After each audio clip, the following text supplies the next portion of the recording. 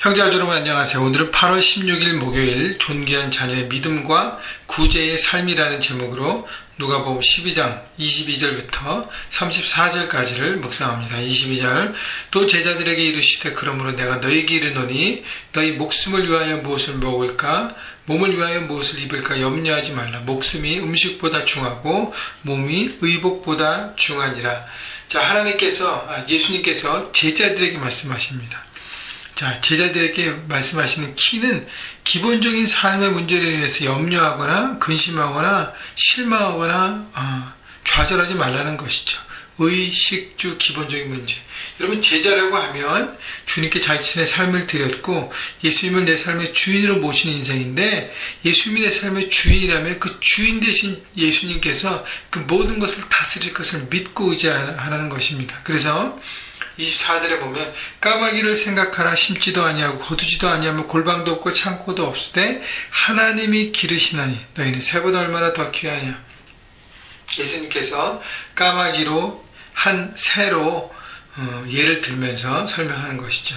하나님이 기르시나니, 자, 하나님께서 다스리시고 지키시는 믿음을 가져야 하는 것이죠. 동물과 자연을 하나님께서 지키시잖아요. 그래서 24절에는 까마귀, 27절에는 백합화를 통해서 예수님이 말씀하십니다. 동물, 본인들이 스스로 자기를 위해서 지키고 보호하고 하는 것도 있겠지만, 그들이 인간 우리들처럼 살 집과 투자하는 무슨 것과 그 다음에 무슨 자기 뱅크 어카운트와 이런 것 전혀 없잖아요. 없어도 그들이 다 살아가면서 하나님의 도우신 가운데 살아가는 것을 바라보면서 하나님이 기르신, 하나님이 주관하시는 이 모든 세상에 대한 관점을 가지고 그 하나님을 믿으라는 것입니다. 믿는다면 우리의 걱정과 염려가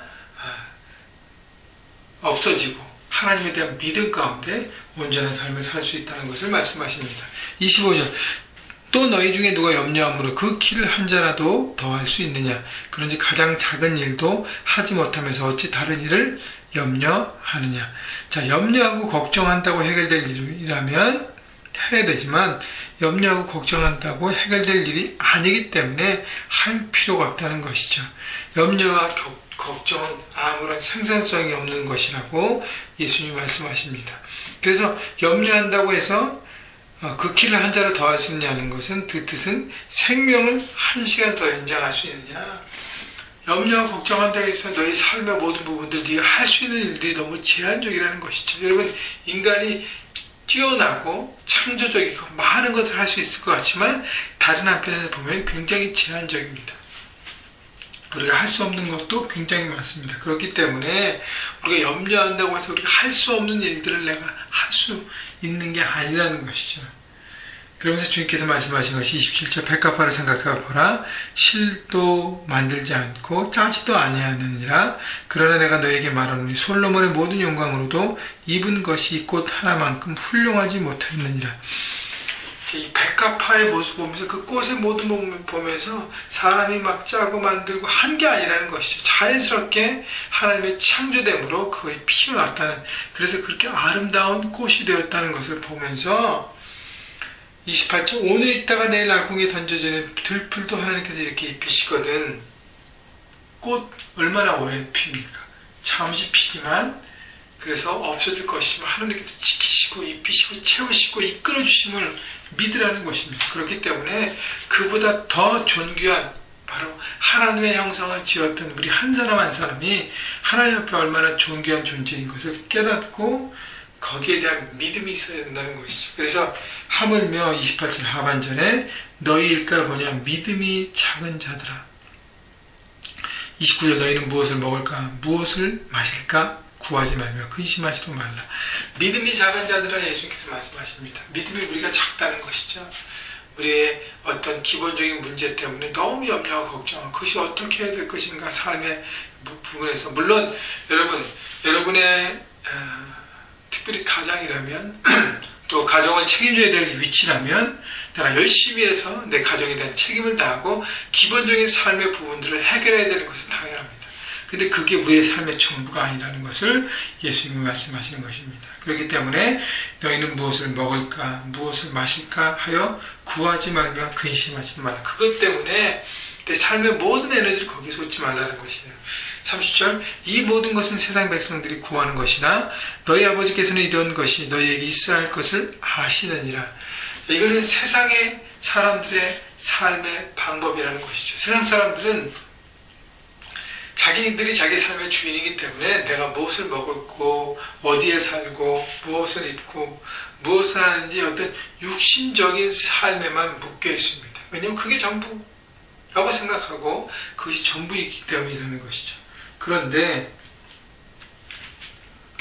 하나님께서는 너희 아버지께서는 이런 것이 너희에게 있어야 할 것을 아시느니라. 하나님은 우리 아버지가 되셔서 자녀된 우리가 무엇이 필요하고 무엇이 갖춰져야 하는지를 다 알고 계신다고 말씀하십니다.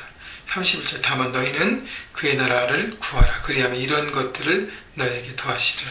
우리가 우선적으로 해야 될 것이 하나님의 나라라는 것이죠. 그러면 나머지는 하나님이 덤으로 주신다고 축복으로 주신다고 말씀하십니다.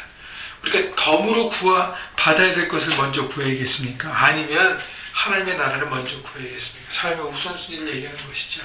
하나님이 이 땅에 나를 왜 태어나게 하셨는가? 하나님께서 내게 이 땅에 보내신 목적, 사명을 깨닫고 그 사명을 가지고 내 삶의 현장에서, 가정에서, 캠퍼스에서, 또 직장, 일터에서 과연 나는 어떻게 하나님의 나라를 이루어갈 것인가를 바라보고 열심히 구하며 내 삶의 에너지를 다 드리고 먼저 거기에 집중하는 것이 내 삶의 우선순위, 첫 번째 우선순위가 되어야 한다는 것이죠. 그렇다면 그것이 삶의 기준이 바로 세워졌기 때문에 나머지는 하나님의 뜻 가운데 착착착착 이루어짐을, 하나님께 책임져 주심을 말씀하고 계십니다. 여러분 혹시 여러분 가운데 여러분 재정 때문에 또 여러 가지 기본적인 삶의 문제 때문에 어려운 분들이 있잖아요. 그죠? 그것 때문에 많이 묶여서 눌려있는 분들이 있습니다. 여러분 거기에만 집중하고 염려하고 걱정하지 말라는 것입니다. 내가 지금 이 시간에 내가 무엇을 해야 될 것인가? 하나님 내게 무엇을 기대하실까? 하나님 내 삶에 무엇을 말씀하실까? 내가 지금 왜 이 땅에 태어났고 이것을 내가 왜 해야 되는가를 깨닫고 거기에 연약하지만 내 삶을 드리고 최선을 다하고 기도하고 그것을 이뤄드릴 때 하나님은 여러분의 모든 문제를 풀어주십니다. 자, 32절 적은 무리여 무서워하지 말라. 무서워 말라. 너희 아버지께서 그 나라를 너에게 주시기를 기뻐하시니라. 그렇기 때문에 믿음으로 달려가라는 것이에요. 나는 없는데, 난 이것도 기본적으로 해결이 안 되는데, 그것보다 하나님의 뜻을 붙들고 내 삶 현장에서 최선을 다해서 움직이고 그 하나님의 정신을, 하나님의 마음, 예수님의 사랑을 세상 가운데 심고 갈 때, 나누고 베풀고 섬길 때 여러분 하나님의 나라가 여러분 가운데 이루어지는 것을 하나님 기뻐하신다는 것이죠. 33절 너희 소유를 팔아 구제하여 낡아지지 아니하는 배낭을 만들라. 곧 하늘에 둔 바 다함이 없는 보물이니 거기는 도둑도 가까이 하는 일이 없고 좀도 먹는 일이 없느니라. 너희의 소유를 팔아 구제하라는 것은 우리의 가진 것을 그것이 얼마가 됐던 거기에 내 것을 다른 사람에게 나누고 사랑을 베풀고 섬기는 것.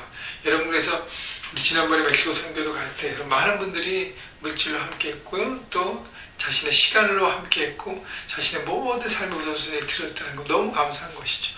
꼭 그것뿐 아니라 계속적으로 내 삶 가운데 내 물질을 가지고 사람들을 섬기고 나누는 것에 집중하라는 것이 그것이 바로 하늘나라의 내 어카운트를 만들고 하늘나라의 내 어카운트에 디파짓이 쌓여가는 것입니다. 거기는 아무도 그것을 가져갈 사람이 없다는 것이죠. 가장 안전한 디파짓이라는 것입니다. 34절 너희 보물이 있는 곳에는 너희도 마음도 있으리라.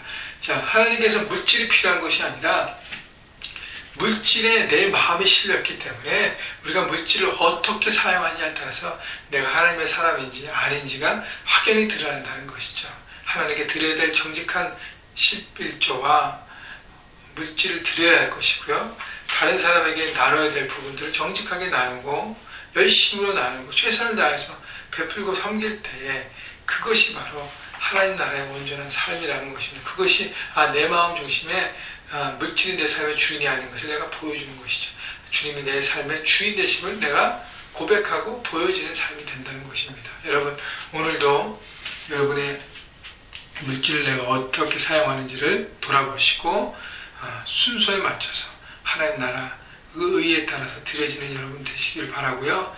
여러분에 있는 기본적인 삶의 문제 때문에 너무 묶이지 마십시오. 그것을 내려놓고 주님 앞에 주님의 뜻을 바라보고, 우리가 매일 말씀 묵상하지 않습니까? 하나님의 뜻을 날마다 바라보시고 성령 하나님 여러분 삶에 초청해서 동행하십시오. 그럼 나머지는 하나하나 풀려질 줄 믿습니다. 그것이 바로 여러분을 향해서 예수님께서 말씀하신 믿음으로 살아가는 삶인 것입니다. 오늘도 믿음으로 모든 걸 돌파하시는 그 삶의 현장에서 하나님 나라를 이루시는 여러분 모두가 되시기를 주님의 이름으로 축원합니다.